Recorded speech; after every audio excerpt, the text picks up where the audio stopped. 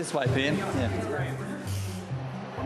This shop's as tidy as the one. While some are already hitting the hustings, with a federal election just around the corner. I love your pretty T-shirt.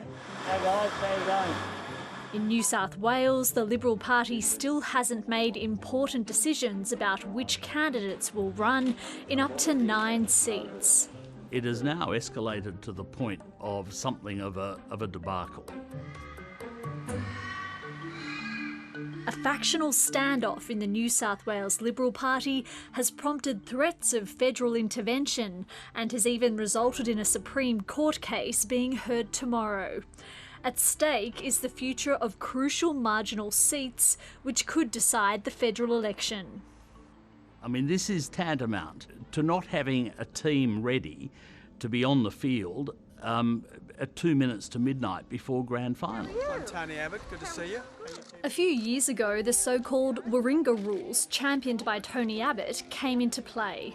Aimed at making the party more democratic, the rules gave more power to ordinary members to choose candidates for pre-selection.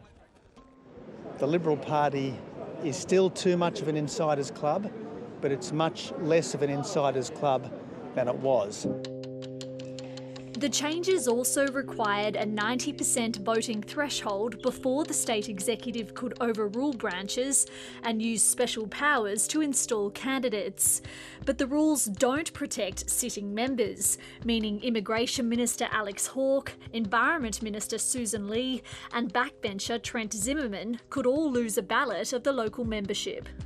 The sort of key underlying points of debate really speak to the perennial battle within political parties between democracy and members having their say versus the very established factional dynamics. Alex Hawke belongs to the centre-right faction of the party and represents the Prime Minister on the New South Wales Vetting Committee for Candidates. There have been allegations he has been stalling the process by not attending meetings where pre-selection voting would take place. Michael Yabsley is a former New South Wales Liberal minister. Alex is a factional warrior. He's also the Prime Minister's representative on state executive, which puts him in a very powerful position. And obviously the meetings that should have gone ahead going back some months required Alex's presence, and that has not happened.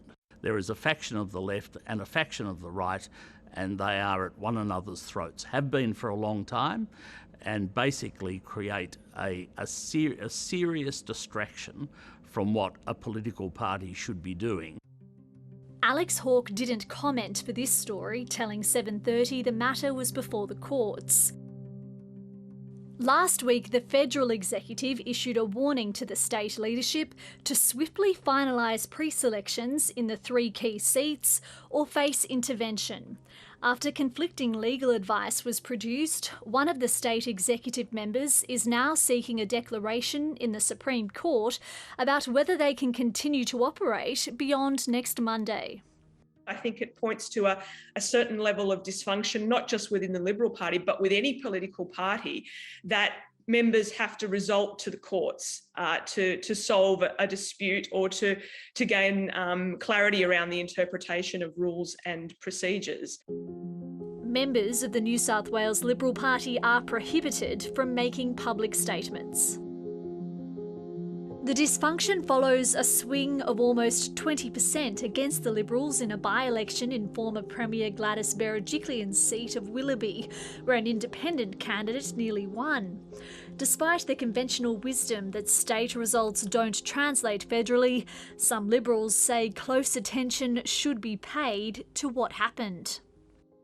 And you would be crazy not to draw federal implications. What we're seeing around Australia, in fact, not only around New South Wales, is the establishment of very robust independent organisations and candidates, and they pose a real threat to the political status quo. The Morrison government is hoping to gain seats in New South Wales and offset potential losses elsewhere, making the resolution of the pre-selection issue paramount. A meeting of the state executive is due to be held on Friday. These high-profile stoushes are not doing the image of the political party much good. And what the party really needs to do is to install or pre-select a candidate that's there on the ground.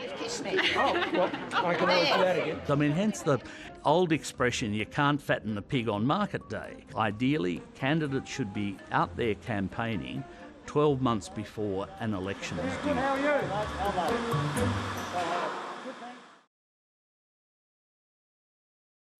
Hi, I'm Lee Sales. Thanks for watching this story. If you'd like to watch more of 7:30's stories, they are on the left of your screen. And tap on the button below to subscribe and get the latest from ABC News.